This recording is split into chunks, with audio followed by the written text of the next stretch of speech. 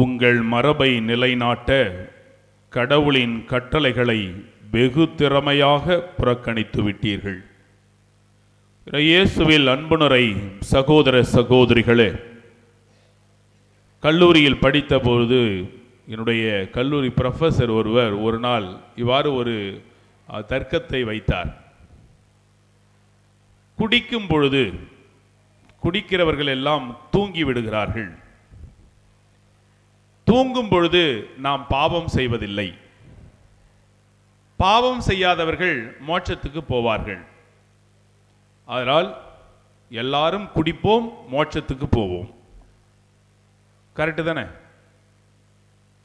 குடிக்கிறவர்கள் தூங்கி விடுகிறார்கள், தூங்குகிறவர்கள் பாவம் செய்வதில்லை, பாவம் செய்யாதவர்கள் மோட்சத்துக்கு போகிறார்கள். எனவே எல்லாரும் குடிப்போம், மோட்சத்துக்கு போவோம். இது எவ்வளவு ஒரு அபத்தமான வார்த்தை சவடாலுக்கு வேண்டுமென்றால் இது ஒரு லாஜிக்காக இருப்பது போல தோன்றுமே தவிர, ஆனால் இது ஒரு முட்டாள்தனமான ஆர்குமெண்ட் என்பது நம்ம எல்லாருக்குமே தெரியும்.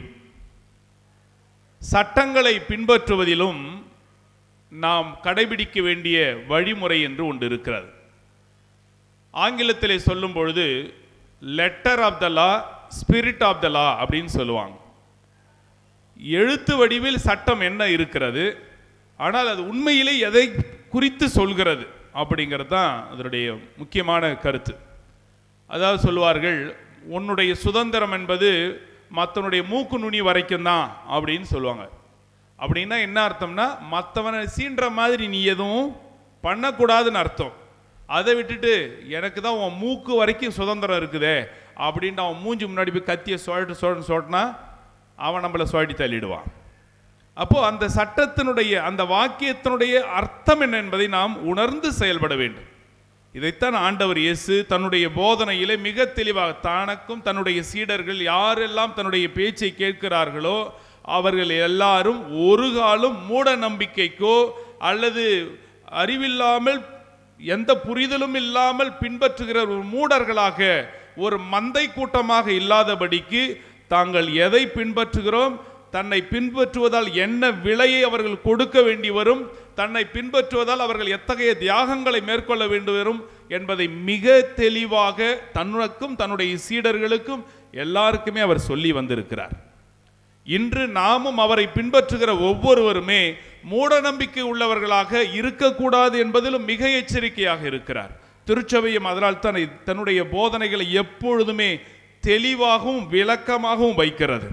அன்புக்குரியவர்களே, ஆண்டவர் சொன்னார், உன்னுடைய கொலை செய்யாதே என்று கேள்விப்பட்டிருப்பீர்கள், ஆனால் நான் உங்களுக்கு சொல்கிறேன், உன் சகோதரனை முட்டாளே என்பவன் எரி நரகத்தின் தீர்ப்புக்கு உள்ளாவான். இப்போ நாம் என்ன நினைக்கிறோம், நான் ஒரு கொலையும் பண்ணலை, நான் எந்த பாவத்தையும் பண்ணலை. ஒரு சிலர் பாவ சங்கீதத்துக்கு வரும்போது, நான் ஒரு பாவத்தையும் பண்ணலை சாமி, நான் என்னத்த பண்ணிட்டேன். அவன் நான் சொல்லுறது, அப்படியா, சரி ரைட்டு, உடனே மாதா சுருவத்தை இறக்கிட்டு உடனே தூக்கி மேலே வச்சிருவோம். இல்லை அந்தோனியார் சுருவத்தை இறக்கிட்டு உடனே தூக்கி வச்சிருவோம். நான் ஒரு பாவத்தையும் பண்ணலை சாமி. நீதிமான் கூட ஒரு நாளைக்கு 7 முறை தவறுகிறான் என்று சொல்லும் பொழுது, அப்போ நாம் ஒரு பாவத்தையும் செய்யவில்லை என்று சொல்லுகிறோம் என்றால் என்ன அர்த்தம்? அந்த பாவ உணர்வே நம்மிடம் செத்து போய்விட்டது என்பதுதான் அர்த்தமே தவிர, நான் ஒரு பாவமும் பண்ணவில்லை என்பது சுற்றிலுமாக பொய்யாகத்தான் இருக்கிறது.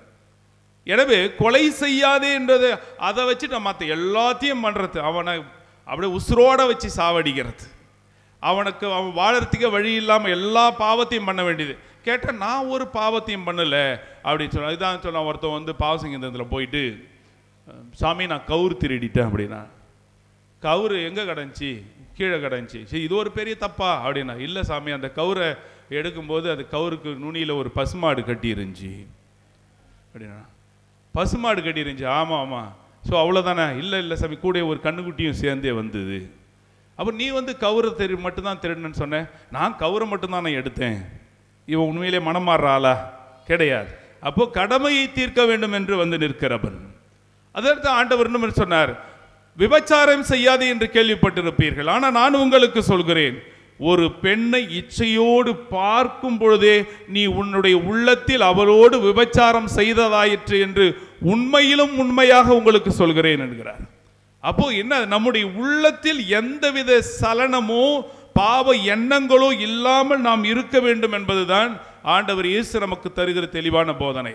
எனவே நாம் சட்டங்களை கடைபிடிக்கிறோம் என்ற பெயருக்கு நாம் சட்டத்துக்கு மேலானவர்கள் என்ற ஒரு போக்கு நம்மிடம் இருக்குமே என்றால், பல சமயங்களில் நாம் ஆண்டவர் சொல்லாததையெல்லாம் கடைபிடிக்கிறவர்களாக ஆவோம், அல்லது ஆண்டவர் எதை சொன்னாரோ அதை செய்யாதவர்களாகவும் மாறிவிடுகிறோம். இன்றைக்கு முதல் வாசகமும் நற்செய்தி வாசகமும் இதற்கான ஒரு மிகப்பெரிய தெளிவை நமக்கு தருகிறது. முதல் வாசகத்திலே பார்க்கும் பொழுது சாலமோன் கட்டிய கோவிலில் இருந்து ஆண்டவரை நோக்கி மன்றாடுகிறார். ஆண்டவரை நோக்கி, ஆண்டவரே, இந்த ஆலயத்திலே நீர் எழுந்தருளி இருந்து இங்கே வருகின்ற மக்களுக்கு அவருடைய வேண்டுதலை கேட்டு நீர் செவி சாய்ப்பீராக. நீர் வான மண்டலங்களிலே வாழ்பவர், நீர் எல்லாம் இந்த அண்ட சராசரமே உன்னை கொள்ளாது, அவ்வளவு பெரியவர் நீர். அப்படி இருக்கும் பொழுது நீர் நான் கட்டி இந்த கோவிலில் வந்து தங்குவது உமது கருணை. ஆக இந்த ஆலயத்திலே வந்து உமது கண் பார்வை எப்பொழுதுமே இங்கே இருந்து இங்கு வந்து மன்றாடுகிறவர்களுக்கு நீர் ஆசி அளிப்பாயாக என்று சொல்கிறார். அன்பார்ந்தவர்களே, இதனுடைய விளக்கம் என்ன? இந்த ஆலயம் என்பது கடவுள் நமக்காக ஏற்றுக்கொண்ட அவருடைய பெருந்தன்மை. எனவே இந்த ஆலயத்திற்குள்ளே வந்து ஜெபிக்கும் போது, நிச்சயமாக ஆலயத்திற்குள் வந்து ஜெபிக்கும் பொழுது நம்முடைய உள்ளமானது ஆண்டவரை நோக்கி ஒருமுகப்படுவதற்கு மிகப்பெரிய உதவியாக இந்த ஆலயம் இருக்கிறது. ஒரு மெழுகுவர்த்தியை ஏற்றி நீங்கள் ரோட்டிலே ஊர்வலம் போனீர்கள் என்றால் அந்த மெழுகுவர்த்தி விரைவிலே அணைந்துவிடும். ஆனால் அதே மெழுகுவர்த்தியை நீங்கள் ஒரு அறைக்குள் வைத்து கொளுத்தி வைக்கும் பொழுது அது அணையாமல் இருக்கும். அதே போலத்தான் ஒரு ஆலயத்திற்குள்ளே வரும்பொழுது நம்முடைய உள்ளமானது ஆண்டவரை நோக்கி எழுவதற்கான ஒரு சூழலை ஆலயமானது அமைத்து தருகிறது. எனவே இங்கே வந்து அமர்ந்து ஜெபிக்கும் பொழுது நம்முடைய உள்ளமானது ஆண்டவரை நோக்கி எழவில்லை என்றால் இந்த கோயிலானது வெறும் கல்லும் சிமெண்ட்டும் செங்கலும் மட்டும்தான். எனவே அன்பார்ந்தவர்களே, எனவே அதனால் தான் ஆண்டவர் அந்த என்னுடைய இதயமும் என்னுடைய கண்ணும் இந்த ஆலயத்திலே இருக்கும் என்று சொன்ன அதே கடவுள் தான் இயேசு பிற்பாடு சொல்கிறார், நீங்கள் பார்க்கிறீர்கள் அல்லவா இந்த கோயில், இது கல்லின் மீது கல் இராதபடி அடித்து தகர்க்கப்படும் என்று சொன்னார். ஏனென்றால் அந்த எருசலேம் கோயில் மூட நம்பிக்கைகளின் பழுகிற எல்லா அட்டூழியங்களின் மையமாக அது மாறிவிட்டதனால் அதை கடவுள் இடித்து தகர்க்க அஞ்சவில்லை. இன்று வரை அது அப்படியே தான் இருக்கிறது. ஆக அன்பார்ந்தவர்களே, இந்த திருப்பலிக்கு நாம் வருகிறோம். அவர் வரும்பொழுது நம்முடைய உள்ளமானது எங்கே எழும்பி இருக்கிறது? நம்முடைய திருப்பலியிலே நாம் மூடப்பழக்கங்களை செய்து கொண்டுதான் இருக்கிறோம். ஆண்டவர் உங்களோடு இருப்பாராக, ஆன்மாவோடு இருப்பாராக, அதனுடைய நாம் மனதார வாழ்த்துகிறோம். ஆனால் எத்தனை பேர் அதை உணர்ந்து சொல்றோம்? சாமியார், இதயங்களை மேலே எழுப்புங்கள் அப்படின்னா என்ன அர்த்தம்? கடவுளிடம் நம்முடைய உள்ளத்தை ஆண்டவர் மீது ஃபிக்ஸ் பண்ணணும்னு அர்த்தம். ஆண்டவரிடம் எழுப்புக, ஆண்டவரிடம் எழுப்பியுள்ளோம். என்ன சொல்லுகிறோம் என்பதை கூட நாம் உள்வாங்காமல், நாம் அந்த ஜபத்தின் பொழுது நம்முடைய இதயமானது ஆண்டவரை நோக்கி இருக்க வேண்டும். குருவானவர் ஜபிக்கின்ற அந்த ஜபத்தை நம்முடைய ஜபமாக ஏற்று நாம் ஆண்டவரிடம் ஜபிக்க வேண்டும். ஆனால் நாம் என்ன பண்றோம்? வாய் மட்டும் சொல்கிறது. இன்றைக்கு நற்செய்தி வாசகத்தில் இவர்கள் வாயினால் என்னை புகழ்கிறார்கள், இவர்களுடைய உள்ளமோ என்னை விட்டு வெகு தொலைவில் இருக்குது, பல கிலோமீட்டருக்கு அந்தாண்ட இருக்குது. அப்போ நம்முடைய அடுத்தது, ஒருவருக்கொருவர் சமாதானத்தை அறிவித்துக் கொள்வோம், அல்ல ஒருவருக்கொருவர் அமைதியை பகிர்ந்து கொள்வோம். எத்தனை பேர் செவுத்துக்கும் காத்துக்கும் சமாதானம் சொல்லிட்டு இருக்கிறோம்? பூச நேரத்தில் முன்னாடி இருக்கிறவங்க யாரு, அவங்க முகத்தை கூட பார்க்கறது கிடையாது, கண்ணை கூட பார்க்கறது கிடையாது. அப்படியே டபுக்கு டபுக்கு டபுன்னு இந்த பூசை பசங்களும் அதை தான் பல சமயத்தில் பண்ணுவாங்க. காத்துக்கும் செவுத்துக்கும் தான் நம்ம பல சமயத்தில் சமாதானம் சொல்லுகிறோம். இயேசு கற்றுக் கொடுத்த கர்த்தர் கற்பித்த ஜெபத்தில், எங்களுக்கு எதிராக நாங்கள் குற்றம் செய்தோரை நாங்கள் மன்னித்துள்ளது போல எங்கள் குற்றங்களை மன்னியும். அப்போ ஆட்டோமேட்டிக்காக நாமளே சொல்லிவிட்டோம் பாருங்க, நான் மன்னிக்கல, அதெல்லாம் நீ என் பாவத்தை மன்னிக்காதுன்னு நாமளே சொல்லி விடுறோம். அப்புறம் ஜெபிச்சு என்ன பண்றது? சரிங்களா? ஆக நாமே மூட நம்பிக்கைக்கும் வெறும் வார்த்தை சாலங்களுக்கும் ஆட்பட்டவர்களாகத்தான் நம்முடைய விசுவாசமும் நம்முடைய செயல்பாடுகளும் அமைந்திருக்கிறது. எனவே நற்செய்தி வாசகத்திலே ஆண்டவர் தன்னுடைய சீடர்களோடு வரும்பொழுது அவர்கள் சீடர்கள் கையை கழுவாமல் சாப்பிட்றாங்க.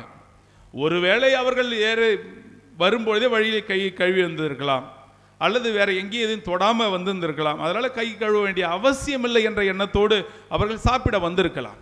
ஆனால் இந்த மறைநூல் வல்லுநர்களும் சட்ட அறிஞர்களும் கேட்டது சரிதான். ஏன் உங்க சீடர்கள் கை கழுவாமல் சாப்பிடுகிறார்கள்? கேட்டது ரைட்டு தான். இயேசுவும் அவர்கள் சொல்லப்பா அவங்க ஏற்கனவே கையை கழுவிட்டாங்கன்னு சொல்லி இருக்கலாம். ஆனால் ஏன் இயேசு அவர்களுக்கு அங்கு சரியான பாடத்தை புகட்டுகிறார் என்றால், அவர்கள் செய்கிற அக்கிரமங்கள், அவர்கள் தங்களை சட்டத்துக்கு மேலானவர்களாக அவர்கள் கருதி கொண்டிருக்கிறார்கள். ஆக அவர்கள் சொன்னது சரியான விஷயமாக இருந்தாலும் அவர்களுடைய உள்ளம் அதைவிட கேவலமாக இருந்து கொண்டிருக்கிறது. அதனால தான் சொன்னார், குருட்டு வழிகாட்டிகளே, வெள்ளையடிக்கப்பட்ட கல்லறைகளே என்று அவர்களை சாடினார். எனவே இங்க சொல்கிறார், தாய் தந்தையை மதித்து நட. இதுதான் கடவுள் கொடுத்த மிக மிக மிக முக்கியமான கட்டளை.